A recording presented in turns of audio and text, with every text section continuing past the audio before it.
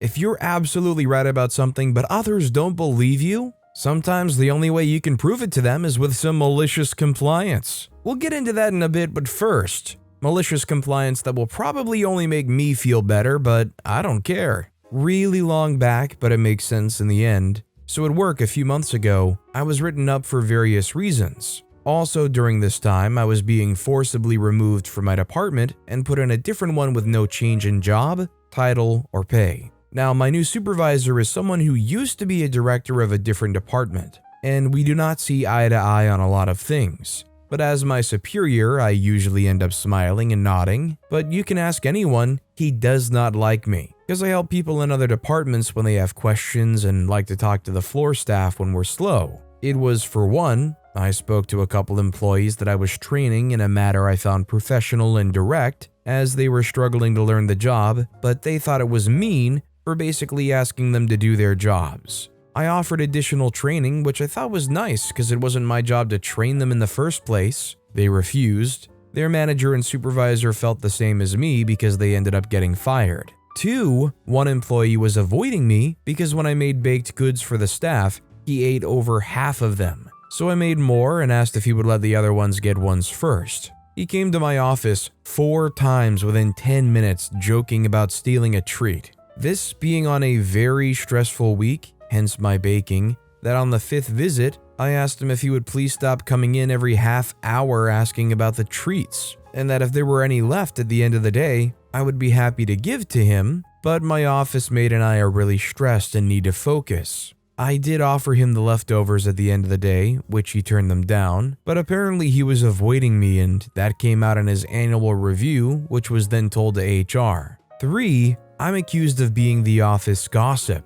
Like when I come to HR and tell her when there's an issue with a staff member because they were too scared to come to her themselves. Or when I tell a VP my sincere concerns about what might happen when privileged information is released to the full staff. That's apparently gossip here. And honestly, I do gossip to an extent, but mostly vent, and I do it as much as every other staff member, and far less than some. But the reasons behind the write-ups are not rational. And since the write-up though, I've avoided being in the know on any office drama or talking about any happenings. I'm usually the last to know now, walking around on eggshells. This all happened back at the beginning of the year, and the incidents behind the write-up happened last year. At some point, my manager was told by HR and our supervisor that I needed to watch some HR training videos to, learn from my behavior. So I was asked to watch videos on the following topics: working well with everyone, parts 1 to 5,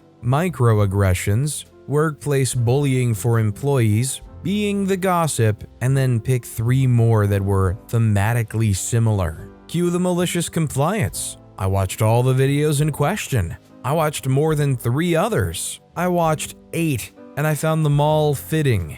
They were advocating for equal pay for equal work, retaliation against discrimination, communicating with respect and professionalism, how to talk to your boss, how to work with someone you dislike, neurodiversity. What is neurodiversity? Neurodiversity, working with neurodiverse people. Neurodiversity. Misconceptions about neurodiversity. Anyways, can't wait to find out if I'm getting written up tomorrow for insubordination. Honestly, it would be humorous if I got fired, mainly because they can't function without me. I've trained half the office staff. Obviously, OP thinks their importance to this company is very high. I just wonder if that line of thinking, if there aren't behaviors that kind of rub off on people the wrong way. I mean, I just find it hard to believe that OP is this wonderful worker that trained half of the office staff that HR feels the need to try to keep under control. Also, hi, I'm Steven, and if you enjoy awesome stories of malicious compliance,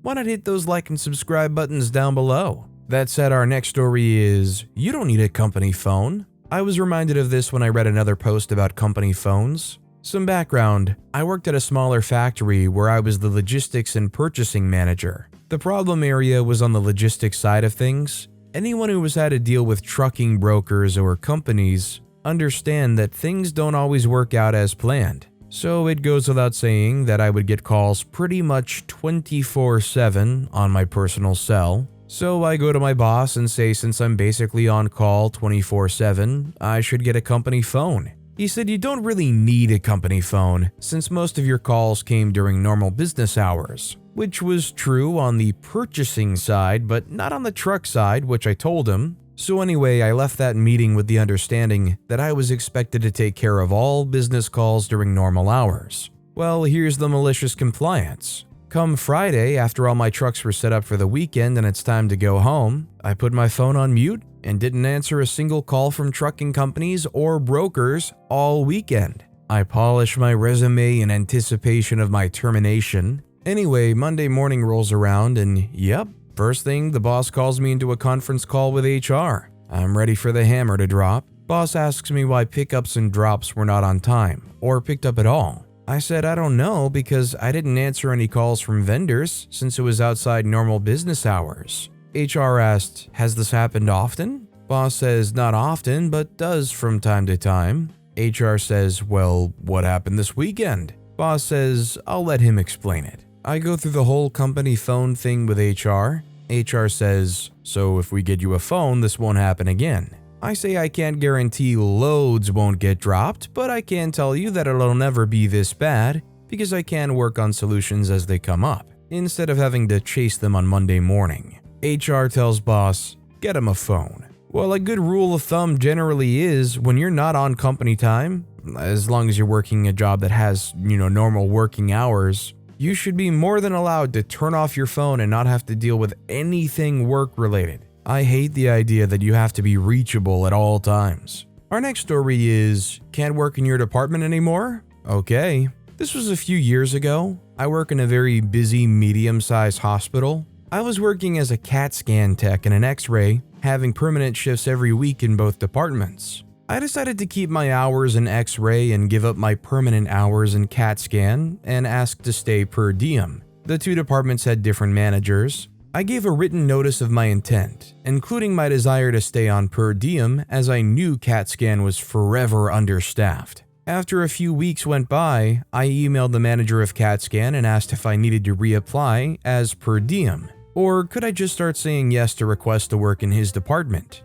No reply. I let 1 to 2 weeks go by and still I heard nothing, so I called him and he bumbled around saying that he'd look into it, but he felt he has plenty of staff to cover all the shifts, but it shouldn't be an issue to hire me back. After a few more weeks went by, the head CAT scan tech, who handled the schedule, asked me to work the next day because there was no one else to ask. I stated, the big boss hasn't given me the green light, so I can't. To which he responded, don't worry about it, I'll take care of it. Come Monday morning, my former manager calls me as soon as he gets in to tell me I no longer work for him. And though he appreciates me helping, I'm not allowed to pick up shifts in CAT scan. To which I replied, no worries, it'll never happen again. Fast forward 1.5 years, and the shortage was so much worse. The manager was frantically trying to find someone to cover a shift that someone had just called out for. You guessed it, the idiot had the balls to call me and ask me to work it. I simply replied, I can't. I don't work for you. I've never been so satisfied in my life. What really confuses me is I wonder how many people that work for them are like, can I help out? Can I work here? And for them to have somebody that's so interested in wanting to help out and work in that department, for them to go, nah, can't possibly make that work. It's just weird. Our next story is, customer does not want to approve expense report for going less than 1% over when taking a client to dinner. Okay then. So I was on an off-site short-term, not really short, project. Coming from one of the cheapest to live countries in Europe and staying for months in Singapore, project location, I had found some places that I could be eating for pretty cheap and the food was good and within my taste palette. We were getting, let's say a random number, $60 per day for food expenses, but I was spending somewhere around $25 to $30 on average, with the highest ever getting to just under $50.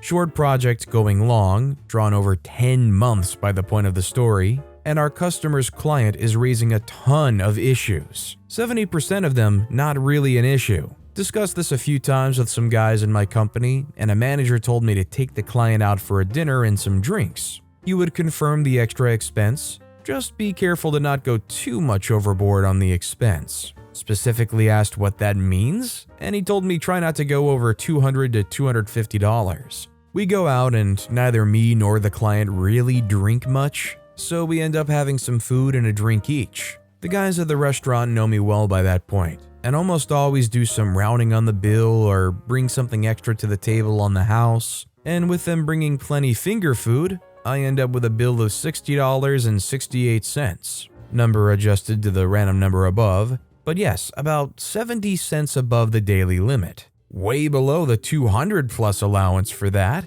End of month, I send the report in and put a special note for that day and night. Expense report goes through my company with no problems. But the customer, our company's customer, flags that receipt up as not acceptable and not to be covered. They put me in direct communication with the customer and I explain, nope, not accepted, not covered. Talk again with my company and tell them the situation and that manager X advised me to do so, as well as mentioned he would confirm. But unfortunately the guy is out sick, COVID and the flu, and not to return for at least 2 weeks. That customer must have this settled by the 15th of the month, and he wants to hear specifically from the manager that I was advised to act in such a way and approved by that manager for him to cover it. This is getting crazy and out of hand. So my boss, owner of our company, just covers it from his side. The full $60.68, not just the 68 cents.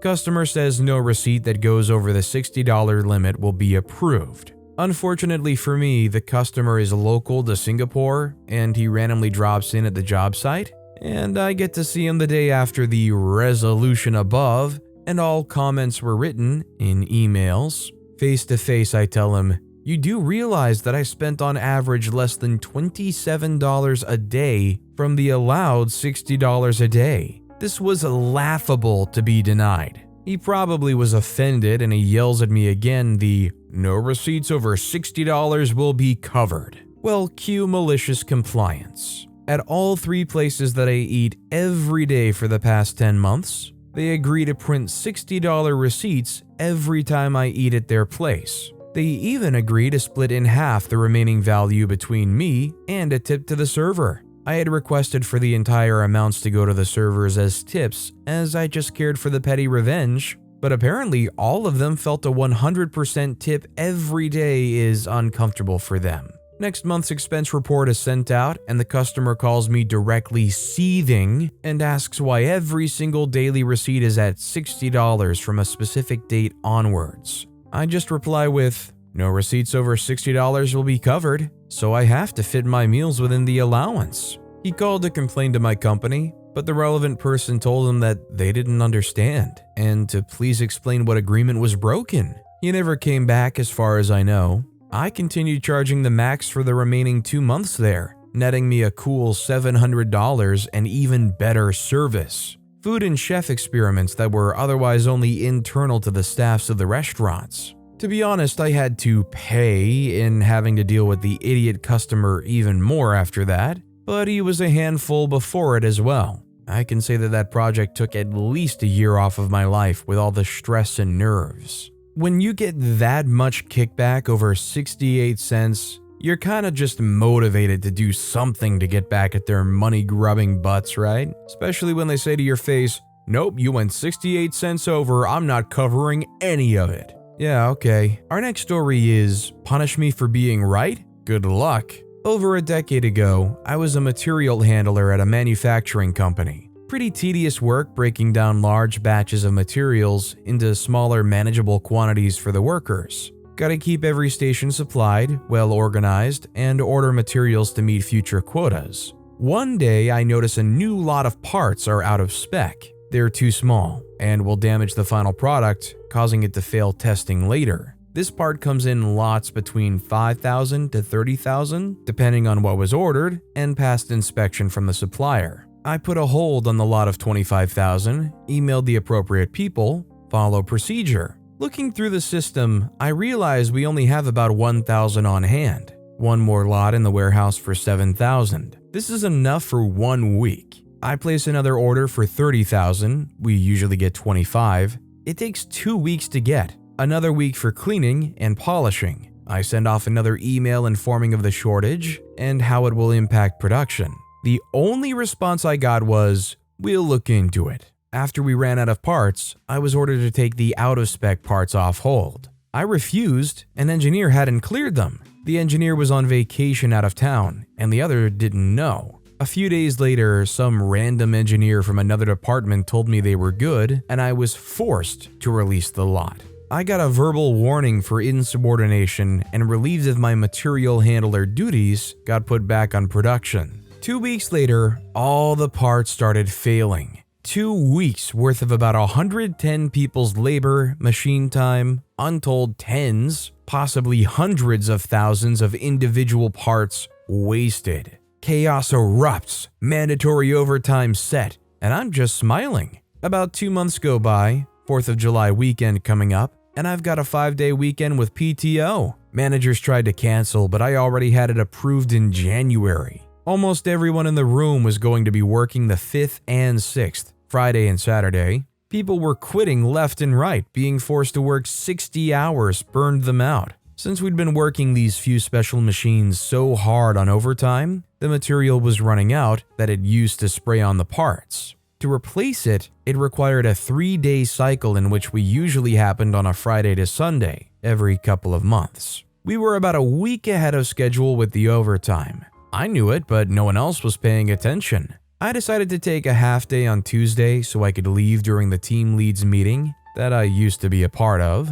On my way out, I mentioned this little problem. A couple of them ran to confirm. I grabbed a soda and left. Got a text from a coworker. They ran out of material Wednesday morning. Everyone got a 4-day weekend like they were supposed to. 10 people, including myself, quit on Monday. Moral of the story, don't mess with the people that do all your future planning if you can't do it yourself. You gotta love that OP was over here literally holding the walls up, and it's like these people came along with their little plastic baseball bat and started just whacking OP in the knees saying, "Come on, let those walls go, come on." Whole thing just went full on crash and burn. But with that being said, that's all the time we have for today. Now, if you want to hear another awesome malicious compliance story, check out that video on the left. Or if you missed my latest video, check out that video on the right. That said, I'll see you all next time with some more stories.